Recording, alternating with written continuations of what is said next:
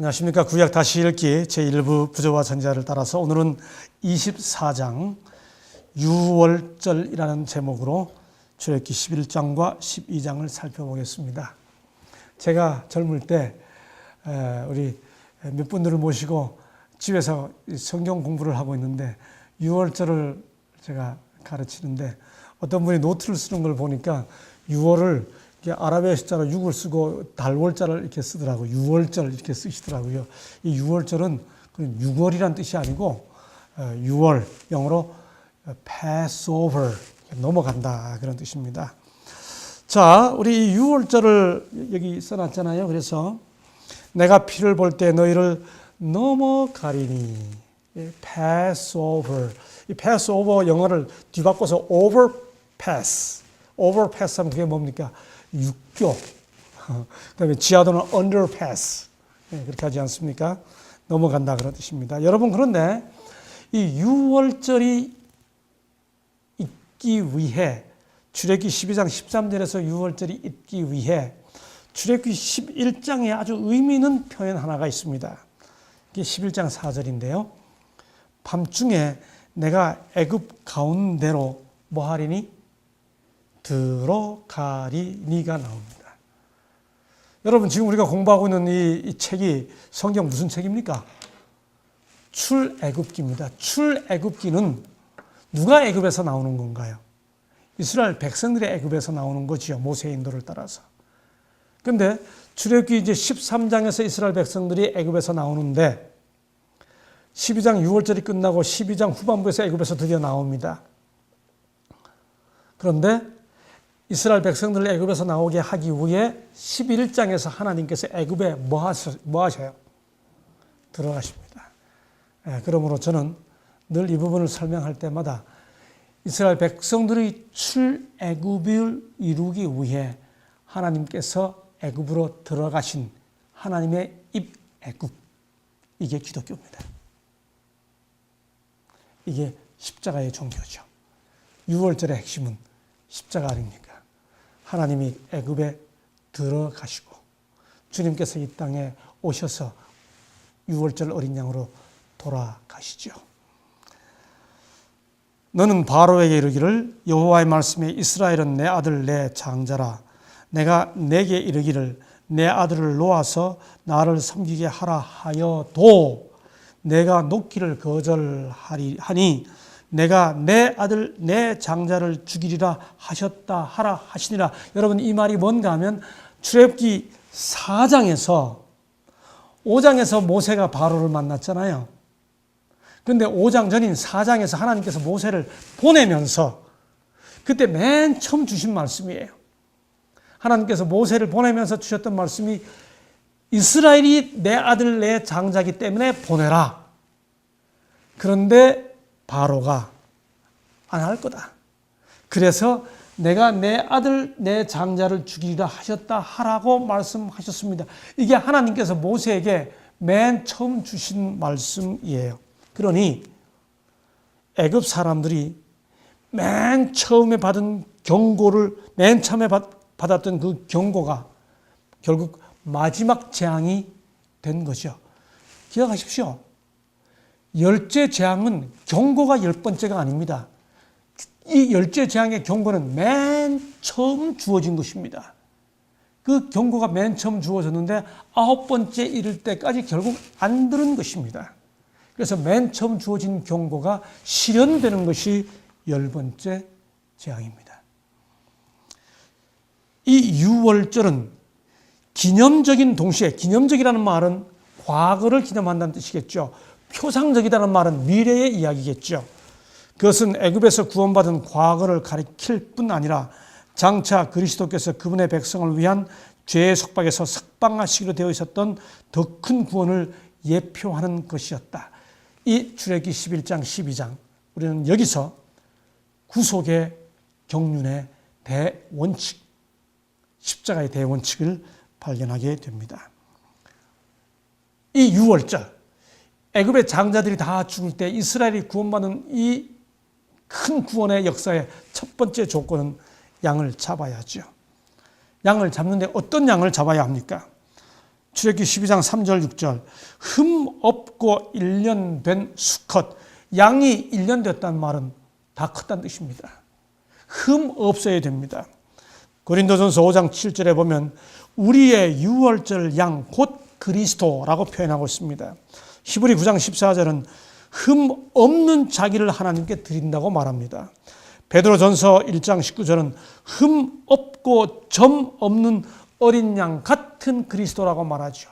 저는 이 땅에서 얼마 살지 못했습니다만 60년 세월을 살면서 이 땅에 흠 없는 인간은 한 명도 없다는 사실을 제 자신의 삶을 통해 역력히 알고 있습니다. 저 자신을 포함해서. 여기 이 부저 전지자의 저자는 또 다른 곳에서 이렇게 표현했습니다. 어떤 영적 거인도 죄 없는 완전 상태가 아니다. 맞습니다. 성경에 죄의 기록이 전혀 없는 인물이 예수님 외에 또 있습니다. 다니엘 기록 없습니다.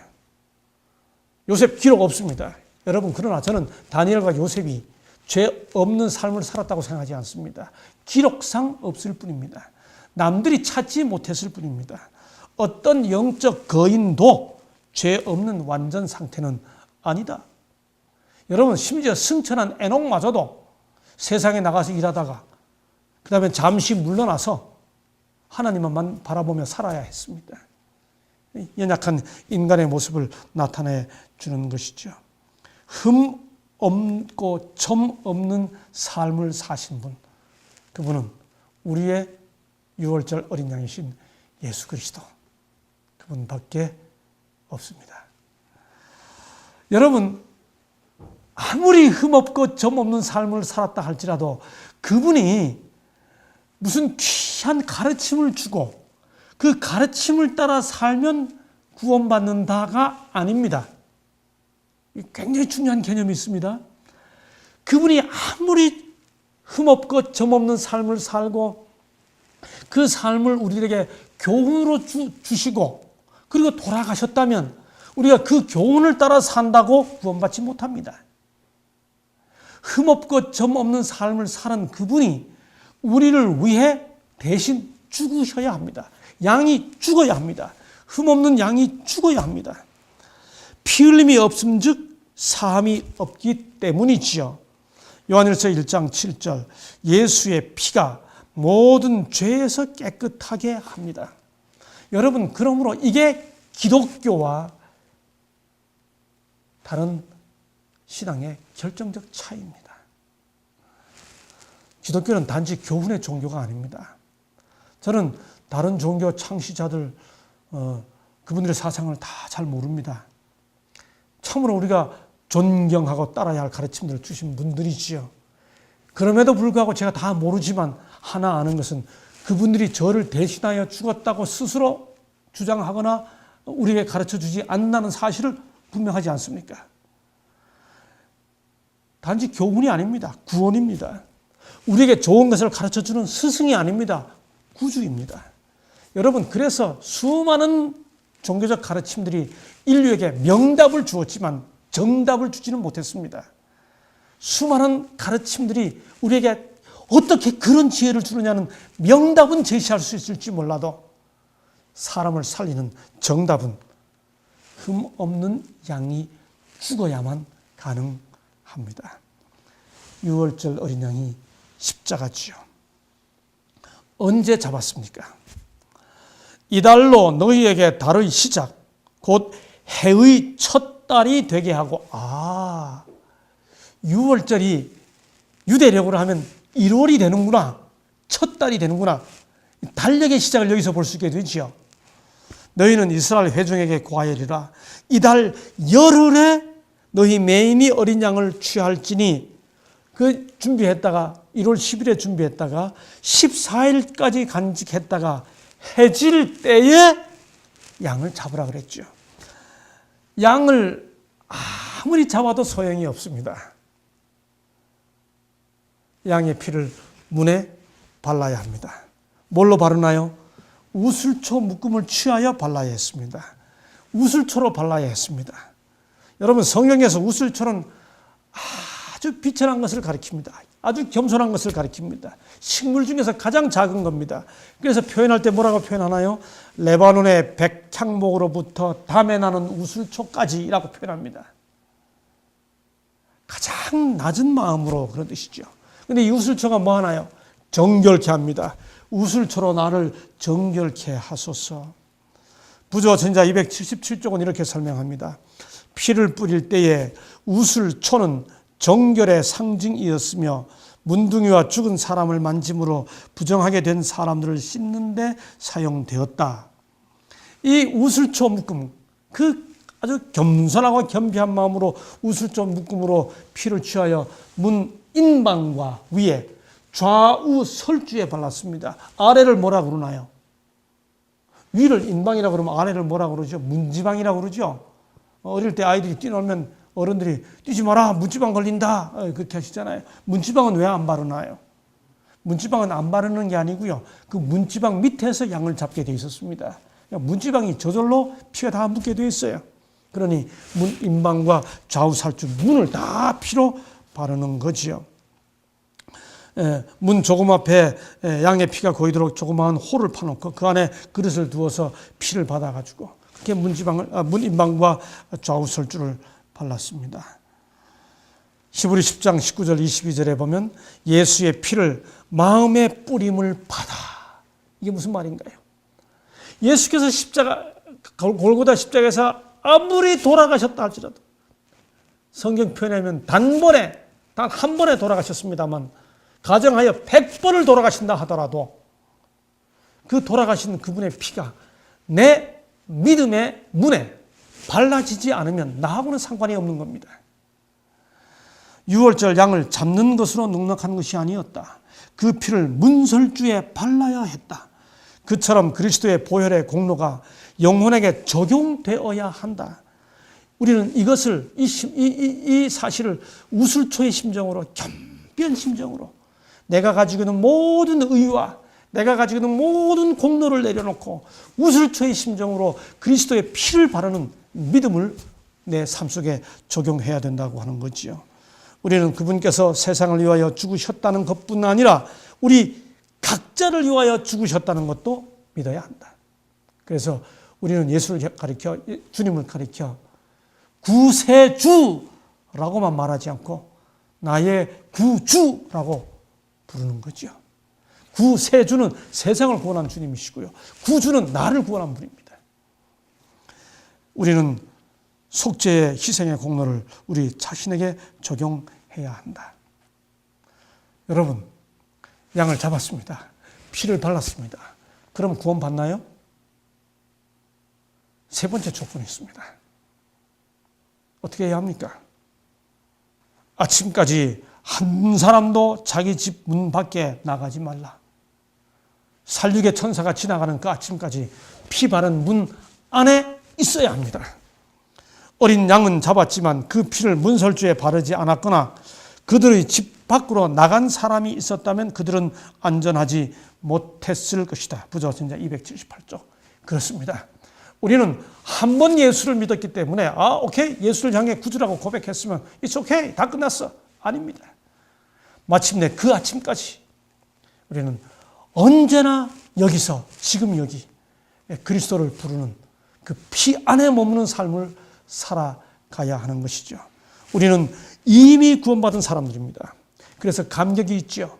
그러나 아직 구원받지 않았습니다. Already, not yet. 그래서 긴장이 있습니다.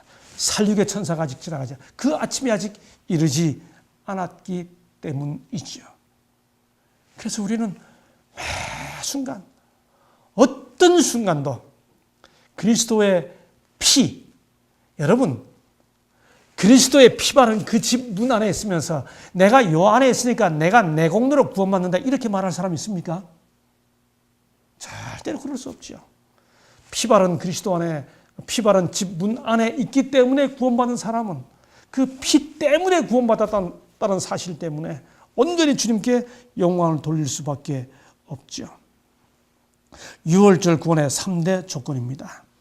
흠없는 어린 양이 죽으셔야 합니다. 이게 십자가 신앙입니다. 어린 양의 피를 발라야 합니다. 이것이 믿음의 삶입니다. 아침까지 집안에 머물러야 합니다. 이것이 재림을 기다리는 참 신앙입니다. 유월절 구원의 3대 조건은 십자가 구원의 3대 조건을 그대로 우리들에게 가르쳐 주는 것입니다. 이렇게 유월절을 지키면서 이스라엘 백성들은 먹어야 하는 규칙이 있었습니다. 첫째, 무교병을 먹어야 했습니다. 누룩 없는 빵입니다. 무릇 유교물을 먹는 자는 타국인이든지 본국에서 난다든지 다 이스라엘 회중에서 끊쳐지라고 말했습니다. 왜 그런가요? 누룩 없는 빵인데 누룩이 뭘 상징하니까요. 고린도전서 5장 8절 악독한 누룩도 말고 그러죠. 마태복음 16장 6절에서 삼가 바리새인과 사두개인들의 누룩을 주의하라고 그랬습니다. 죄의 외식, 죄 없는 빵을 상징하는 거죠. 그렇습니다. 우리는 누룩 없는 빵을 그리스도 안에서 먹어야 한다는 것이죠. 먹어야 합니다. 쓴 나물을 먹었습니다. 이게 유월절 음식입니다. 이 나물이 유월절 실제로 이스라엘 백성들이 먹는 유월절 음식이에요. 왜 쓴 나물을 먹으라고 그랬습니까? 노예 생활하는 고통을 회상하라고 하는 것이죠. 그리스도의 십자가로 말미암아 구원받은 우리들이 죄된 세상에서 살아가면서 그리스도의 고난에 참여하는 경험을 쓴 나물로 표상한 것입니다. 고기를 먹으라고 그랬습니다. 먹되 뼈를 꺾지 말고 먹으라고 그랬습니다. 다 불에 구워서 먹으라고 그랬습니다. 마찬가지로 다리를 꺾지 아니하시고 불같은 희생을 당하신 그리스도를 나타냅니다. 먹어야 합니다. 먹어야 하는 것이 뭔가요? 그리스도의 추종자들은 그분의 경험에 동참하는 자가 되어야 한다. 저들은 하나님의 말씀을 받아 소화하여 이것이 생활과 행동의 원동력이 되게 하여야 할 것이다. 오늘도 아침 굶으신 분 안 계시죠? 점심 안 드신 분 안 계시죠? 아침, 점심 드시는 분들이시라면 말씀 드셔야 합니다. 이거 먹어야 힘이 생겨서 승리하며 살아간다는 것이죠. 떠날 준비를 갖추고 먹으라고 그랬습니다. 허리에 띠를 띠고 발에 신을 신고 손에 지팡이를 잡고 급히 먹으라고 그랬습니다. 무슨 의미입니까? 구원받는 준비를 하라는 거죠. 우리는 무슨 허리띠를 띠나요? 진리의 허리띠를 띠고 평안의 예비의 평안의 복음의 신을 신고 구원의 투구를 들고 성령의 검을 들고 하나님의 말씀의 검을 가지고 그렇게 이 세상을 살아갑니다. 이게 유월절을 지키는 사람들의 살아가는 모습입니다. 히브리 11장 28절은 이것을 행한 모세는 믿음의 사람이었다고 설명합니다. 믿음으로 유월절과 피 뿌리는 예를 정하였으니 이는 장자를 멸하는 자로 저희를 건드리지 않게 하려 한 것이라고 설명합니다. 이스라엘 백성들에게 믿음으로 유월절 도를 가르쳐 주었던 그 모세의 가르침이 오늘날 예수 그리스도의 십자가 희생으로 우리에게 복음으로 그대로 전달되어 있습니다. 유월절의 삶, 그것이 오늘 믿음으로 살아가는 우리들의 삶의 모양이 되기를 소망해 마지 않습니다. 오늘은 여기까지 하겠습니다. 감사합니다.